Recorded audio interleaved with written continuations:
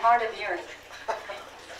So if you'll excuse me and bear with me. Ladies and gentlemen, distinguished panel, my name is Epifania Jaques.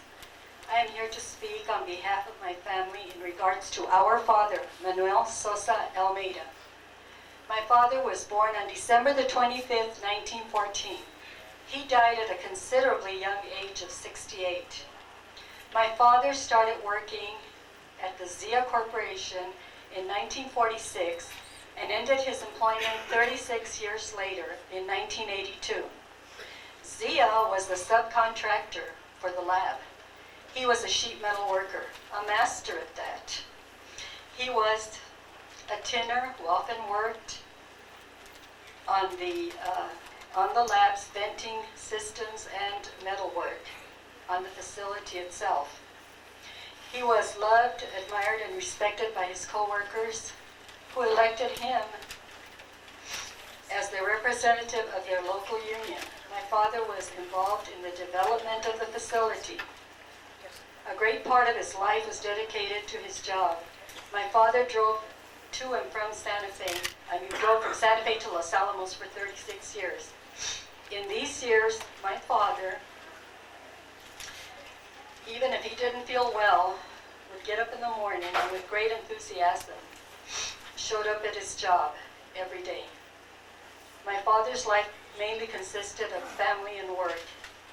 In December of 1981, my father was diagnosed with inoperable cancer and given 2 months to live. His strong will and optimism were there until the very end. He died surrounded by his loving family. We all took care of him. My mother was widowed at the young age of 62. Her health deteriorated shortly after that. She suffered a massive heart attack, and we have endured and witnessed long periods of depression in her. She has been bedridden for the last 6 years. We have provided round-the-clock care for her. She receives Social Security and a small pension. Now I'd like to tell you about our father's loss. My mother was robbed of the luxury of enjoying our father's retirement years and the loss of companionship, of celebrating her 50th wedding anniversary a couple of years later. We have lost having our father's presence with us, and most especially for myself, those Christmas mornings when it was his special birthday. We loved our father and had such great admiration of him. And as for my father's loss, he raised 5 daughters and 1 son. He had 22 grandchildren. He would have loved to see 11 of his grandchildren attending college at the same time. Although they all graduated from high school and went on to earn degrees, bachelor's and master's degrees. One of the things that would have brought a chuckle, a smile, and such happiness to my father and such pride is that he had a consentido, which in Spanish means pride and joy. His grandson, Stephen, who became a doctor.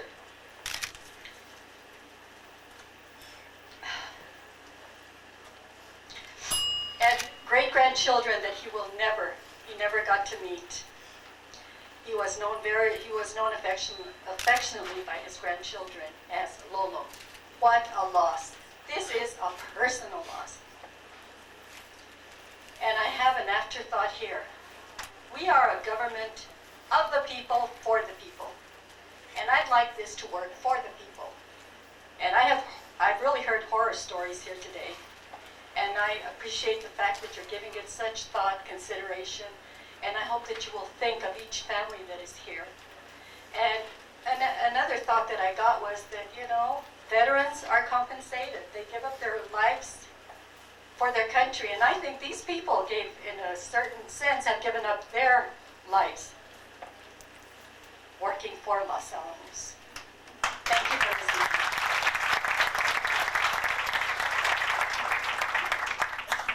My name is Betty Jean Shyness, and I'm one of the daughters. I just wanted to share that there is no doubt in my mind that my father was exposed to toxic chemicals. He often shared that he was taken to high security areas, and he would work on the venting system. My dad died of cancer. He had lung cancer, and he had throat cancer. The reason I know this is because at the very end he couldn't even swallow. He couldn't eat. He couldn't even take a drink of water. So I can say that my dad suffered greatly, but he died with dignity, and the dignity was that he died in our arms. And I hope that the family can get compensated. I know my mother has suffered greatly with the loss of my dad, and we certainly have suffered for the loss of my father, and I thank you for this time.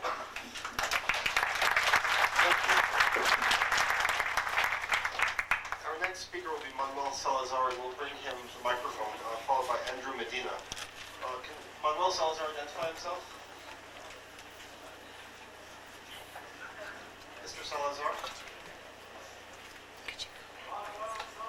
Perhaps Andrew Medina, if you'll come up, we'll return to Mr. Salazar.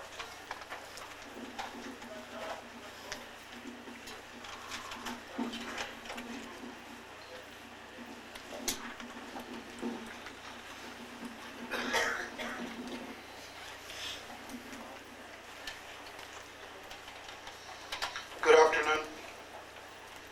My name is Andrew Medina. I used to work for Los Alamos National Labs. I worked in areas under great high voltage, PCBs, trichloroethylene. I'm not here to speak bad about the labs. The labs have brought up myself and my family. My dad put 33 years. My mom still works for DOE. She's put in 51 years. My sister has dedicated her life to this conquest that's going on right now. I think if there was 10 days in the week, she'd probably work them. There are still safety hazards going on in Los Alamos that need to be looked into. I'm here to speak for those that are sitting in the media-free area, because they can't come up and speak because they will be retaliated with their jobs. I don't really care. I don't work for the labs. I do work in Los Alamos, but not for the labs. There's areas that need to be looked into. I presently work in water and wastewater field. You have area TA50 that needs a lot of work, that handles all radioactive materials in Los Alamos. Very old plant. And they don't want to put any money in it. So I figured if you want to work, continue to test and handle this materials and equipment, I think you ought to dump your money into building a better plant. I feel very deeply for these people that have come today and have spoken, but we also have to look for the people that are working there now and their health and their future. I lived in Los Alamos for 8 years as a child. One of the areas where we used to live is closed off because it's highly radioactive. We didn't even know that was that until I moved back later. There is still a lot of Los Alamos that is radioactive. The cleanup definitely has to continue. If the testing's going to go, fine. But I think it should be done safely. And the money should be dumped into safety and cleanup and health. Thank you for listening to me.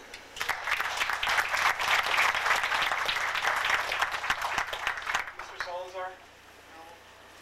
No, let's go on. The next speakers will be Darlene Ortiz and Linda Varela, followed by Luis Sanchez.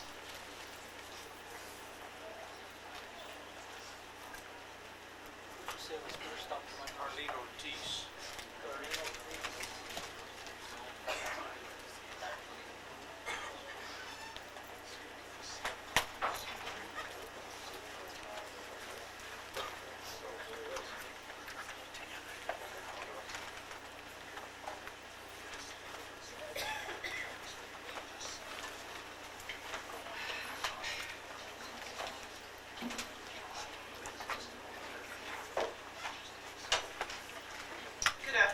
thank you for coming to listen to us.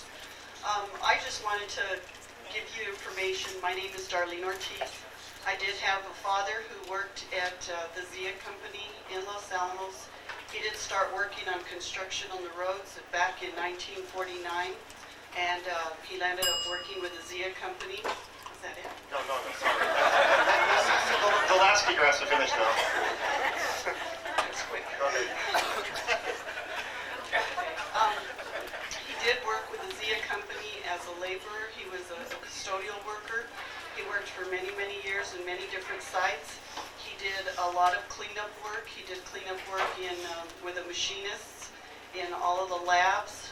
Every place that you could probably imagine, they used him whenever they needed him and wherever they needed him. Who knows what he was exposed to in all the years that he did work there. We are grateful for the work. He did come from northern New Mexico for that reason. He was born in Rivera, and he came down to feed his family and to also work in the labs. He had 5 girls, 5 children. We also lived in Los Alamos. I was born in Los Alamos. He was also a man that used to live off of the land because basically that was what he was taught to do. So when we used to have family outings, we used to also learn to live off the land. We used to go on several picnics, drink the water. We used to enjoy the fresh strawberries that used to grow around. He used to bring home the biggest piñon that we've ever seen in New Mexico, and we ate that several years. We used to fish in all the streams and lakes in the surrounding areas, and he always used to bring home a deer every year. He knew where the deers actually roamed and ate the grass in those areas. So we also were exposed to a lot, maybe secondhand than what he was, but he also was exposed to so many things. He did have a heart attack while he was working in the labs. He was shoveling snow at the time. He was very young. He had one of the very first bypasses at the Veterans Hospital. He was not compensated by Los Alamos at that time for that heart attack. And basically, the Veterans Hospital was the one that helped him with that heart attack and the bypass that he had to go through. He did have stomach problems. He had to have 65% of his stomach removed at one time. His health after working in the labs was not very good. He did have a very rare cancer in his scrotum that was very hard to identify. They finally identified it. It was skin cancer. It was removed in 1992 after my mother had died of colon cancer, which we all lived in Los Alamos. He also died of a tumor. He had a huge tumor in his throat, and he died of lung cancer shortly after my mother. It was a span within maybe 3 years that we lost both of them. And since then, everybody in our family has had health problems, standing from myself to our children also. My daughter even had pancreatitis at a very young age, and we've had tumors. I was born in Los Alamos, born with a tumor in my leg. It was removed. My mother had a hysterectomy, and she had to have a miscarriage in Los Alamos. I would have had a brother 2 years younger than me, and she was full of tumors at that time. So a lot of these things, I think, basically have come from what my father used to tell us. And he told us that he used to bury things. They used to make him bury hot things, is what he told us. There's one time he was driving a truck that needed to be buried, and he was passed out. He passed out in that truck, and he had to be removed from driving that truck to be buried. And he knew of shovels and hammers and everything else that was buried up there, which he was a part of. So God knows what type of chemicals he was exposed to. But if anything can be done to help the future and to preserve our land, which we were brought up to learn to love and to live off of, if we can protect that in the future, that is what my wish is. Thank you. Please be very short, if you would. My name is Linda Barella, and I am the daughter of Max Ortiz. My father worked at the lab for many, many years, and I just want to make this a tribute to all the workers in Los Alamos who have experienced health problems or have died in loud person, and he would have been very vocal here today, I'm sure. Unfortunately, he's passed on. I have heard today a lot of lung disorders, lung diseases, lung cancer. My father died of lung cancer. I have been diagnosed and was misdiagnosed for a long time with a lung disorder. I have something called sarcoidosis, which is an autoimmune disease, and they're not even sure of that. So I am here saying that generations may be affected beyond today. I don't know if our grandchildren will be affected or whoever, but this is a tribute because I want it known that people should take every precaution for generations, not just for the people that are here today, but for generations. And thank you for your time.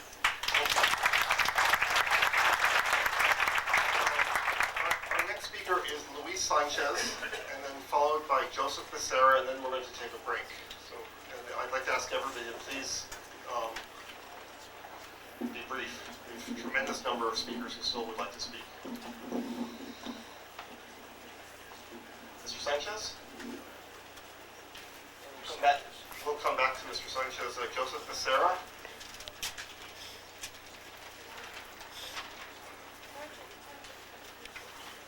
Joseph Becerra? No. Sanchez. Okay, I'll put them on the side if they can identify themselves later. Antonio Maestas.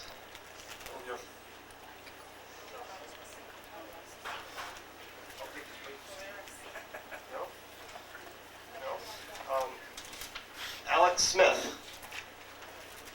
I'm here. Okay, you'll be our final speaker before the next break.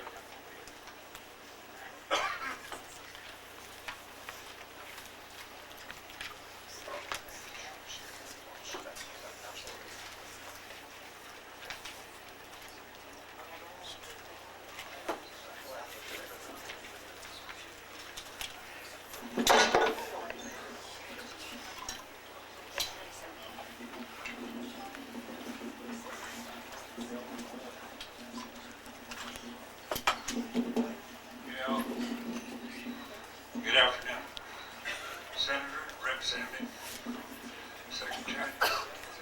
My name is Alex Smith. I'm a veteran of World War II. I served in the European theater and I came back, had a little remaining time in the Army, and they sent me to Los Alamos to finish out. I was a GI. I went there in November of '46. Got discharged in '47, May. Went to work for the lab in a chemical warehouse, which was, in those days, a reconstructed horse stable from the old school days. Our jobs were to issue chemicals, organic chemicals, and laboratory glassware. And when we weren't busy, we worked on mercury still. The mercury came in a steel flask. We'd wash it in acetone several times. And then they had a hot plate there. And we'd put it in a small container and boil it. And then go up through this still. It was made of glassware, like a whiskey still. And would come out on the other end in a bottle, pure mercury. And no ventilation. It was in a little cubby hole there about 8 by 8. No ventilation or nothing, no exhaust fans. So I'd worked there about 8 months.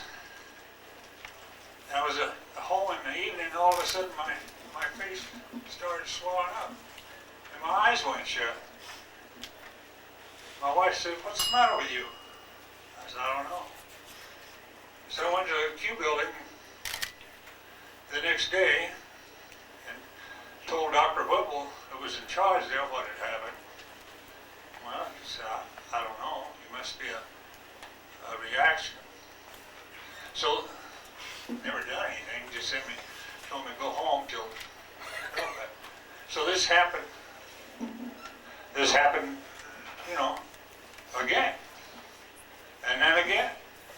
And I go down there, no treatment, no investigation, no nothing. Luckily, the next time it happened, I ran into and got to see Dr. Harriet Hardy, who's been mentioned before. And she said, son, where do you work? I was young then.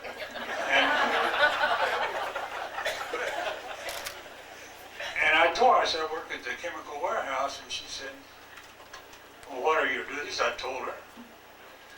And when we're not busy issuing chemicals, and we run a mercury still.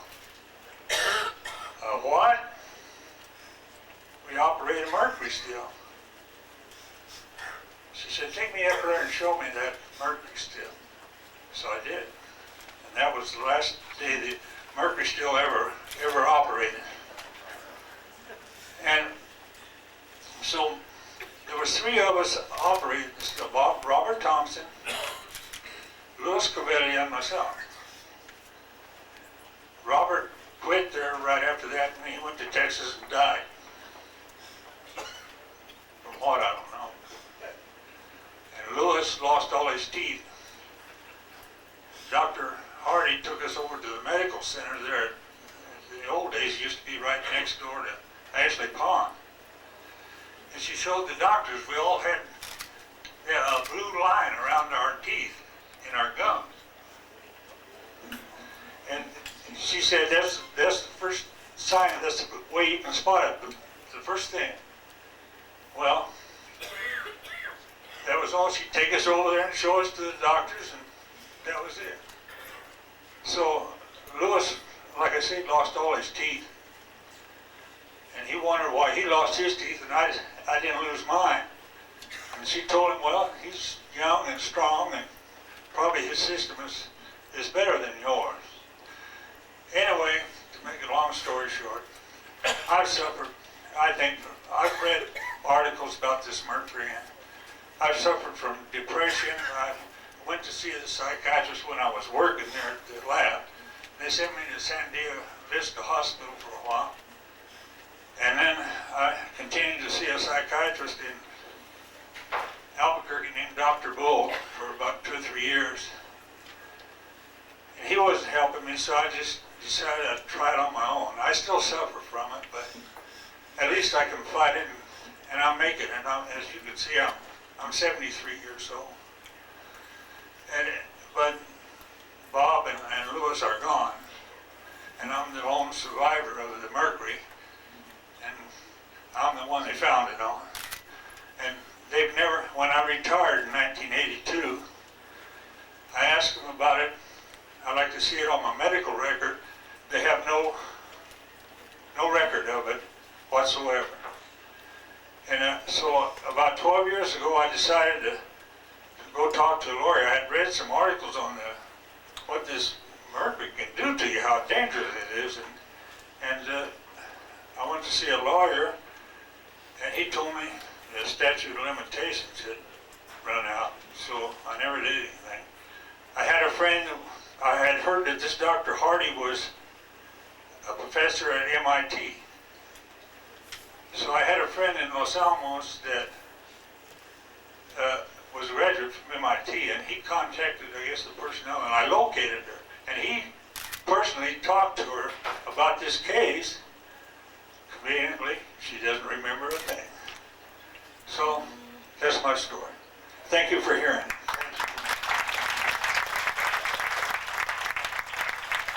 Well, Senator Bingaman and Congressman Udall have additional meetings to attend. I'm ready to give them an opportunity to make some statements.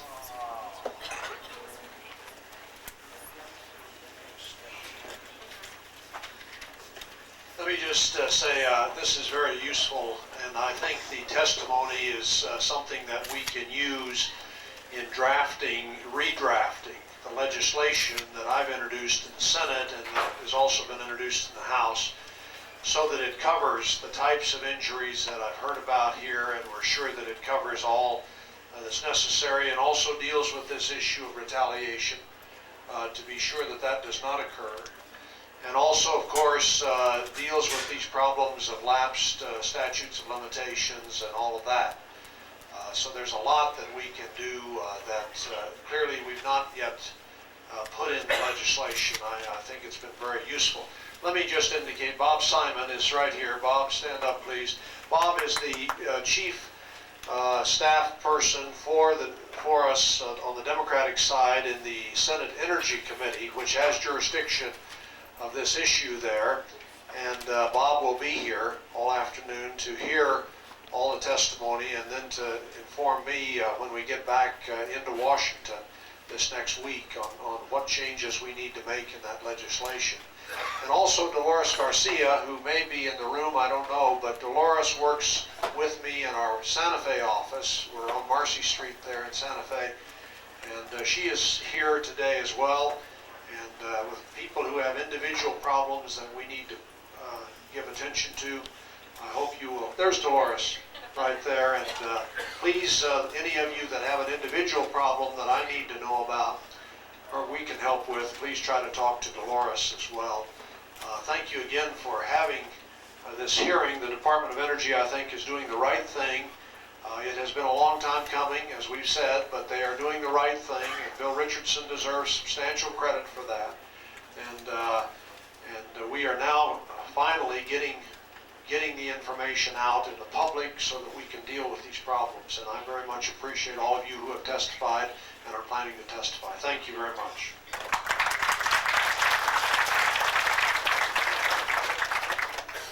Let me first of all just say to all of you that have so far shared your stories with us and your very personal details of your life, how much I appreciate it. I think it takes a lot of courage to stand up in the climate we're in and step forward and tell the story. And truly, several people said that there were atomic veterans, and that's what these people were. And there's all this discussion about what we're doing about the waste and how much money we're spending on the waste. I mean, there were people that were wasted, and so we need to take care of them. And there's one point that's been made here about losing the records that is just appalling to me, that the records, crucial records, health records, could be lost.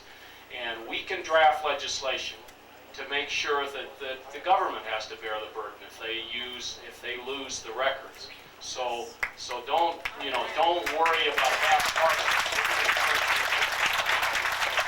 It's not going to endure to the government's benefit to be able to say, well, we don't have any records. If people were employed and got occupational exposures and got diseases resulting, and they lost the records, then the government has the burden on that.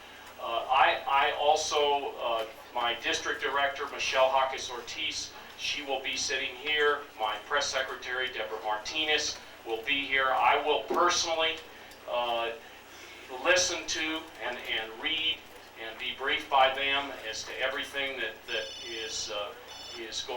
goes on after this break. So let me also thank Dr. Michaels and Bill Richardson for being here. Thank you very much. We're going to take a brief break. We'll continue with Willie Barreras. Jeff Judge, the Deputy Assistant Secretary of Environment, Safety and Health for the Department of Energy, will be sharing in my place for the second half of the meeting. Thank you all. I admire my mom and my dad quite a bit. My mom keeps our family together. All our sisters and brothers work very hard to take care of our parents.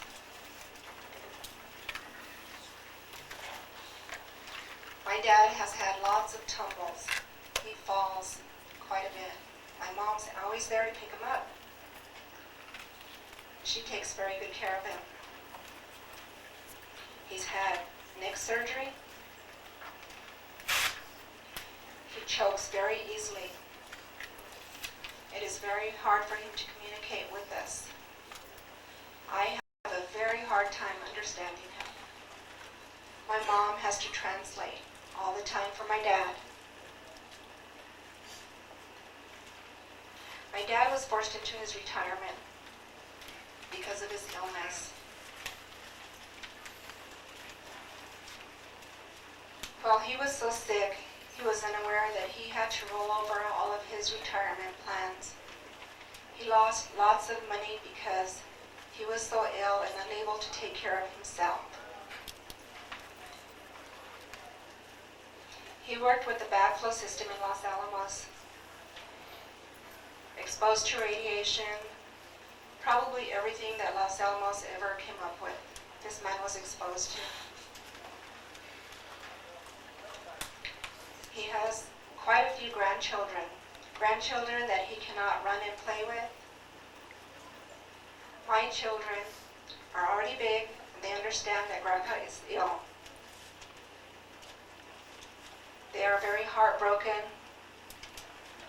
that he's never been able to run and play with them.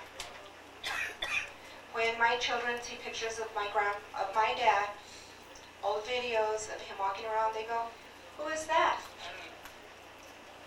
And I say, "That's Grandpa." I go, "Isn't he a handsome man?"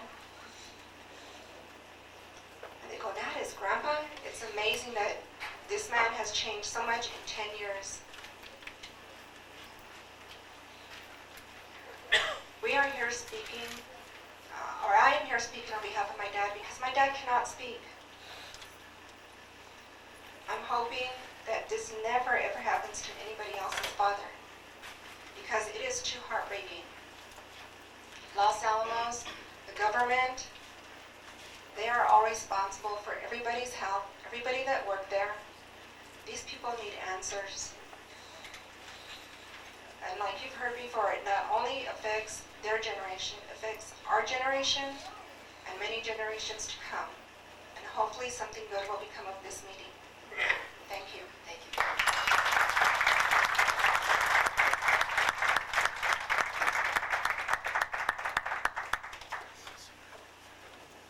Okay, I'm going to give the next speaker is Joe Becerra. Is he here, Mr. Becerra? All right. And the speaker after that is Leo.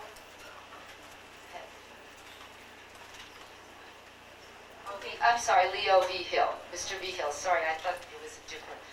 And let me then give you the speaker after that should come up to the front so we can minimize the pauses in between.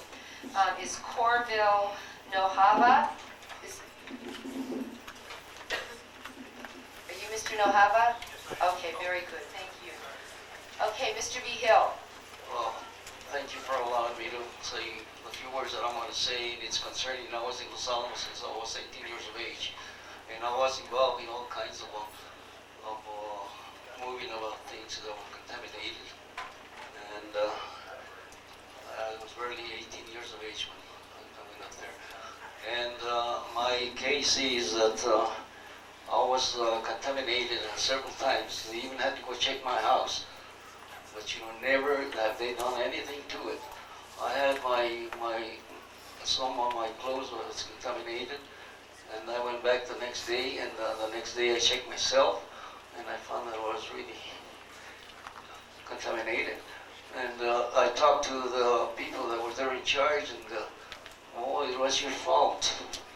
I don't see why it was my fault when I used to carry hundreds and hundreds of tons of material, barrels full of liquid, contaminated material, all kinds of nuclear waste, high explosives. And as a matter of fact, we had Tom Estrelita, who is over there. He talked about being in a hot dump. He could testify to this. I was there way before he was.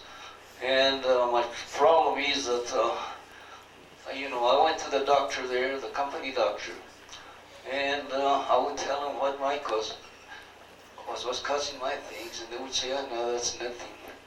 Just like it was something that they didn't care about." And a lot of people that have testified here, they say the same thing. We were just neglected. We were just the guinea pigs over there. And I am sick and tired of seeing people with the same complaints, and none of them had ever had any help from the government. I understand. I was was there. I went with atomic bomb to Trinity site. I was one of the guys that went out there very young to test the bomb. From there on, I used to be all the time in the hot areas. I helped them when they started making plutonium, which not even the scientists knew about it, how to control it. I used to work beside Mr. Oppenheimer, Brad Berry, and all the other scientists over there. But I never heard anything after my problems, you know. I was told that little baby oil would cure my skin, you know. I had a rash, I had everything. I had a heart problem, you know. I had a triple bypass. I had vision problem. I was disabled from Los Alamos in 1981 because of my vision. And after that, I haven't got anything that they would have helped me. And I even had I have a number in Washington, D.C. I'm a number over there. They know my number. But do you think that they ever have called me at all? Not at all. They have no concern at me or any of the other people that I've talked here, because there's all these people, mostly of them I know personal, because I worked there for 38 years. I started there, like I said, young, and now I'm an old man, and still, you know, I feel sick, you know, I feel depressions at night. Sometimes I can't even sleep.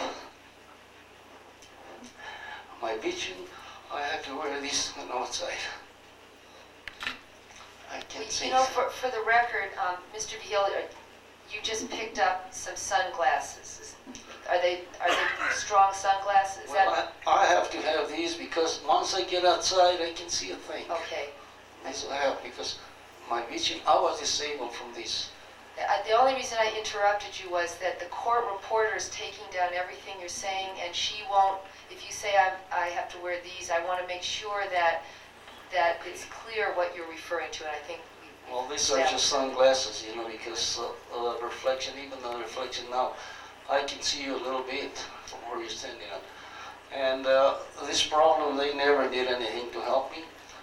I even took contaminated clothes from Los Alamos to my house, and the next morning I went out there and I had the idea of checking myself sometimes, you know, in the laboratories, and I found out that I was hot, and I called some of the monitors there, and what they told me was, yeah, you're really hot.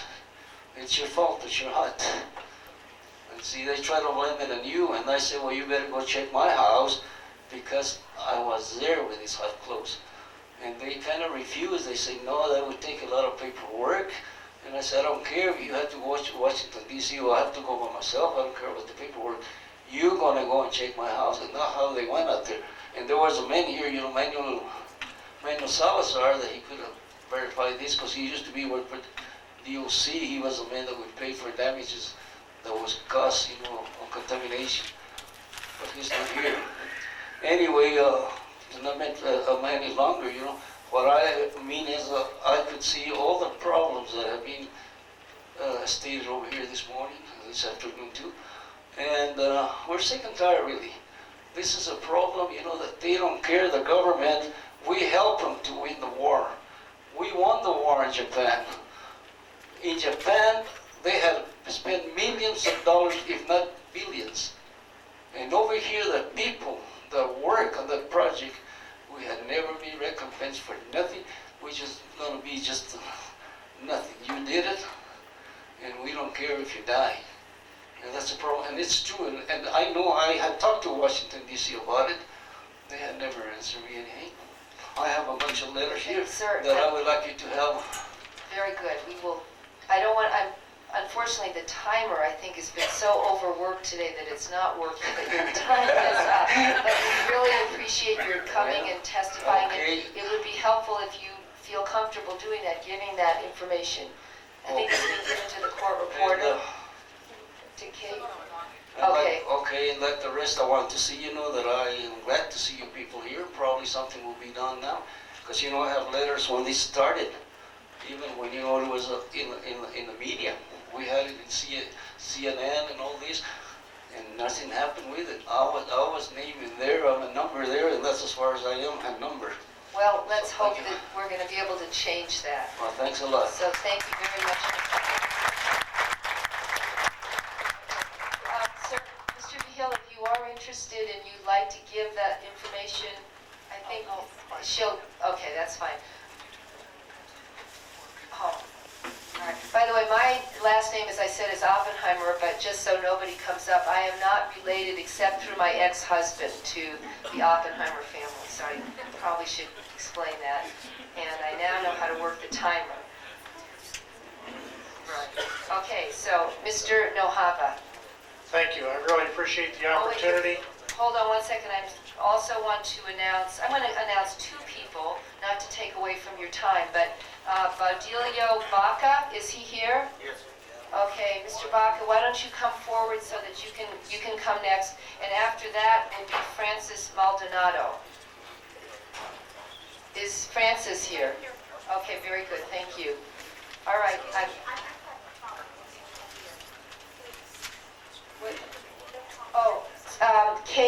Kate, could you move, because she's... Department of Energy employee, and I come here to bring a personal and a little bit different perspective regarding the issues being discussed today.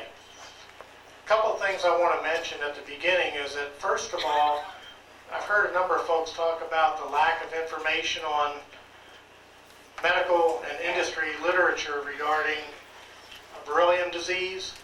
Sir, excuse me, I understand, are you a worker that is talking about an illness that you or a family member had? I'm going to talk about my personal exposure to beryllium. And about an illness that you've had as a result of that? Why don't you yes, go ahead and do yes. Because that's what this hearing's about, and we have a lot of people here. I know. I'll get to that very quickly. But what I want to do is inform the audience. No, we're not. We're here to hear about illness. Okay. So go right to it, please. All right, I'm going to go right to it. First of all, I want to say that, and I believe it's a fair statement to say that beryllium disease, specifically chronic beryllium disease, is really a time bomb. It's what I consider to be industrial AIDS. It's a disease that attacks the immune system of the body and will eventually kill the individuals who have it. And that's per information provided to me by medical experts. I got my exposure to beryllium at the Rocky Flats plant in Colorado. And I got my exposure not as a beryllium worker, but as an administrative employee who would go into the beryllium areas to conduct various aspects of my business. And I've received enough beryllium so that I now am at what most physicians, I believe, would consider to be stage 2 of beryllium disease. Stage 1 being a sensitization to beryllium. Stage 2 being when you start getting inflammation of the lungs. And stage 3, frankly, is when you die. And so I'm at the beginning of stage 2. I go to the University of Pennsylvania's hospital in Philadelphia. In fact, I'll be going again next month for, in this case, I haven't been there in 2 years, but most years I go every year, and I get tested, including a bronchoscopy, which is, for those who don't know, the insertion of a tube through your nose down into your lungs, and then inserting another device inside of that tube so they can take snippets, if you will, of your lungs and thereby test that tissue. It's not a pleasant thing. It's not anything that anybody in this room will want to do. In terms of experience relative to workers' compensation, and I know that the Congress is looking at putting non-federal people under the federal workers' compensation program. It's no cakewalk, let me tell you. I have at least a 3-ring binder full of documents that I've sent back and forth with Department of Labor and other people to document my particular situation. And I thank God that I'm not in the condition of some of the people that we've seen here today. But if I were, I don't have a lot of confidence that the Labor Department would provide a lot of assistance. They're adversarial. They're not friendly people to talk to. I've received a voicemail a couple of years ago telling me don't be calling them up and leaving them 2 voicemails. One's enough. I was told earlier this month but they couldn't locate my file, that it was closed because I hadn't sent anything to them in the past year. And in fact, they have received everything that I've received in the way of complete examinations from the physician that examines me and meets with me at my medical evaluation. A couple of things that I want to mention relative to the workers' comp program too, and that's if you find that you have something that's wrong and you don't file a claim within 2 years, you've lost all your rights. I think that's grossly unfair. There'll be a lot of people that years later find out they have something, find out what the cause of it is, and it's just too damn bad. That's the government's approach. If you're going to get medical treatment, you have to get approval from Department of Labor for the doctor you're going to see before you can even see the doctor. I'll give you a couple more, little bit of time. Okay. And I want to kind of wrap that train of thought up. You also have to pay for all your medical expenses and then send your bills in to the Department of Labor, and if they decide they're acceptable, then they'll pay them. And if they're not, then it's too bad they're your own bills. And the last thing relative to payment is that, or I should say workers' comp, is that I think the experience in the government is that it's easier to get a non-work related disability by far than it is anything that's work related.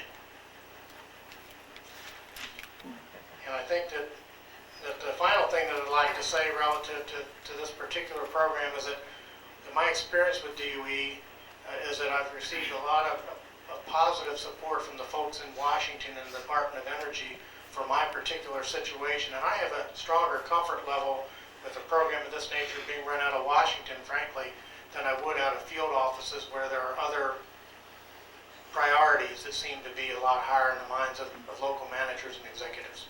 Thank you very much.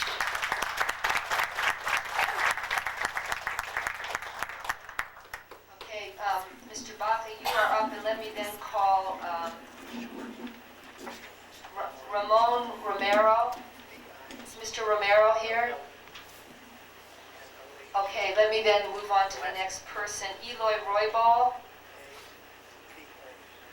Or, is that you, Mr. Roybal? No, that's not. All right. Mel Cheney. Okay, come on up. You're going to be third, but okay. Go ahead, Mr. Baca. With your permission, I'd like to stand up because I can speak better and sing better when I'm standing up. Very good. We need a little music. Okay. All right. First of all, I'd like to make a quotation of my best author, Ellen G. White, and she said that the reason for living and existing in this world is to find meaning and to find justice, so that the innocent will not suffer along with the guilty. My name's Baudillo Baca. I'm a Vietnam veteran. I'm a part of a third generation working up in Los Alamos. My father, my uncle, myself, and my young son, my son. Together, amongst us, we have 112 years of work up there in Los Alamos. I have worked at the DP, the demolition of the DP. I recognize most of the people here, and I recognize most of the people that have spoken. And I also, well, when my father died, which he was a good judge of character, he told me, Bobby, don't ever lose your sense of humor, and don't ever lose the freedom of speech. And I believe that each and every one of us here today are trying to exercise our freedom of speech. And with trying to exercise that freedom of speech that we were all born with as United States citizens, we have also acquired the freedom of speech by serving our government. I have served my government in several ways. I served in the Vietnam War. I served as a welding instructor in the Army, instructing people. Later on, I served as a welding instructor in Germany. Then I went up to Los Alamos and I worked up there, and I've been working there for 26 years. I took part of the demolition of the DP, and then I was transferred up to TA 55 area and became the senior welder pipe fitter there for 13 years. Took part of, I think, a lot of you that know me can testify to the fact that I have been involved in most of the major operations up there, highly contaminated operations. I did not come here today to claim any injury of such, because thank God I still feel good and I feel well. But I think that Mr. Westerholt is not here anymore, but he clarified a lot of my thoughts to the fact that we are not sick now, but we don't know about the future. Let's see. I'm also involved in the beryllium program. I understand that that if I am checked with to the sensitivity of beryllium, I could jeopardize buying health insurance, life insurances, etc. I'm a Yankee Doodle dandy. And like I was born on the 4th of July. I love my country. I realized the fact that in the Army, when you're serving in the Army, there's two different kinds of troopers. One kind is the recruited kind. They recruit them to serve in the Army. There's another kind of a trooper there, is the volunteer trooper. We, workers of Los Alamos, we have volunteered to work there. Nobody really drug us up there. But it's amazing, I think. It's amazing what a father and a mother does for their families. They find themselves as underwater welders. They find themselves as roofers working with hot tar. They find themselves working with plutonium like I have for the last 26 years. It's amazing what a mother does for her child, gives him the last piece of pie knowing that she's hungrier than the child himself. You have only about a minute left, so Let's see what else. whatever, you obviously have a lot of things that are important, but you need to pick your best. Well, exercising the freedom of speech that I have, I want to testify to something that I witnessed while I was working up in Los Alamos. I was working at the DP. We were taking out a vacuum system, which was normally constructed with stainless steel tubing. For some reason or another, it was constructed with PVC piping. We took it apart, we put it in the pile where it was supposed to be, we take the ends of the piping where it was supposed to be taken and into a special box and into the hot dump, over to the hot dump. A weekend went by on Monday morning.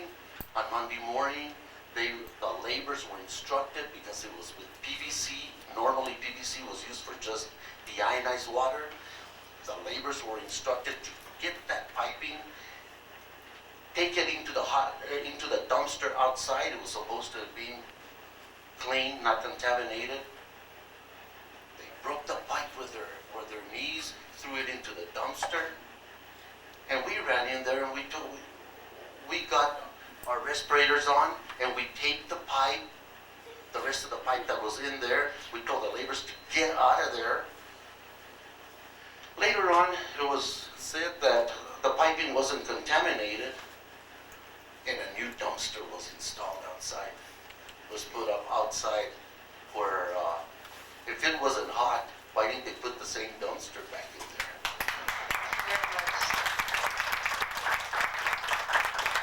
Next time we'll have time for a song. I Okay, never played. Thank you. Francis Maldonado. Is Norman Wilson here?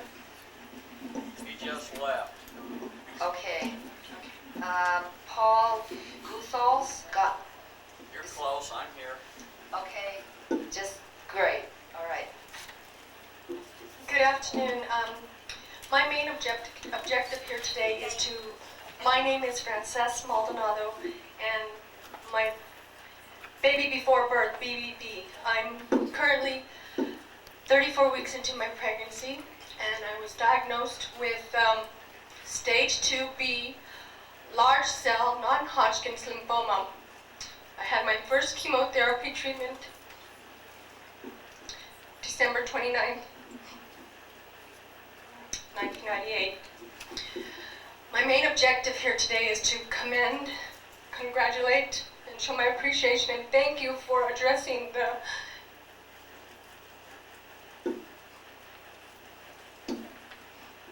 cancer-causing effects at Los Alamos Laboratories.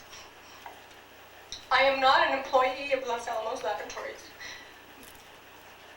but I had a spill at a private company with a solution that I used nightly in mid-August. Excuse me. We need to be equipped with, I think you have a handkerchief. Go ahead. Oh, forgive me for being so emotional, but It's fine. Take your time.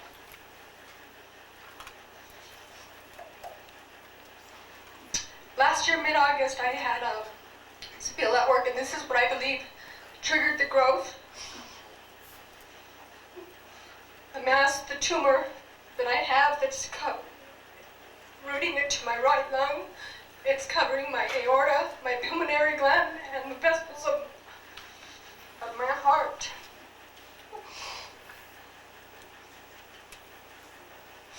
I'll keep this brief. In the past, I received an honorable mention from Senator Bingaman's office for a Youth Productivity Award, and I was responsible for the Bizcochito becoming New Mexico's official state cookie. And 2 years ago, I read an article in the newspaper about how Intel was providing job opportunities for people who would take a 2-year program to study manufacturing technology in the semiconductor industry, and I decided I had enough free time to pursue this program and still do the cookies. And I was applying for co-op positions, and at the time I didn't have any background in the industry, so I took on this other job plus being a full-time student, and that's when I was exposed to the spill. Now I have cancer. Not only am I living through cancer right now, I'm being treated. They're going to deliver my baby next Saturday because they can't assure me they cannot assure me that my child is it's not growing to the degree that they would like to see it grow. So next Saturday I'll have a baby, and I pray that the child's healthy as well as please forgive, as well as being able to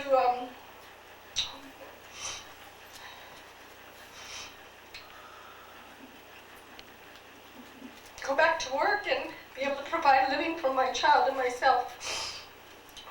I'll be a single mother, and I no longer can work. I just felt that this was important enough for me to come today. I basically have only been going to doctor's appointments and not doing anything other than that because I never know when I'll have a good day. And so I just pray that I'm able to deliver this baby and get through my treatment, because the complication is how to treat me due to the pregnancy. My last chemo was March 6th, and they gave me 50% because I wanted to refuse treatment because of the development of my baby, but that wouldn't be good for both of us. So after next Saturday, I will be treated at 100% and plus with radiation. So I just really want to thank you for addressing these issues and taking the steps to find a solution to eliminate anyone else being exposed to those chemicals that will cause them their life. So thank you.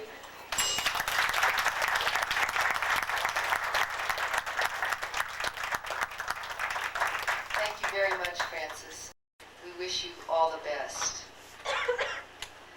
Okay, Mr. Guthall? I think that's right. Oh, wait, I'm sorry. You were first. Come on. Mel Cheney, is that? Yeah, you're there too. Just get up in the next seat. That's good. And be sure you give your name to the court reporter. Thank you. Thank you for giving us the opportunity to speak here. I'm Mel Cheney, and we came to Los Alamos in 1957, and we're delighted to be given a house by the lab to live on the edge of a lovely canyon, and our children played in the canyon and with our consent, and it was just fine. Ultimately, the canyon was called Acid Canyon, and much money has been spent cleaning up Acid Canyon where our children played. Our older son fortunately got a summer job with the lab after graduation, and it's kind of interesting that Mr. Smith talked about mercury stills. One of David's jobs was to operate a mercury still to clean up contaminated lab mercury, and he did this, I believe, for 2 summers in 1966, 1967. David died of colon cancer at the age of 41 in 1988. His wife died several years later, and so there's an orphan girl, 13 years old at that time, and who needs support and help. I have the thrust of this now seems to be what to do for people who are currently ailing and having problems. But from the testimony we've heard, there are a number of people who have lost parents, or in our case, children. And I'm mainly concerned about our surviving grandchild. And I would hope that the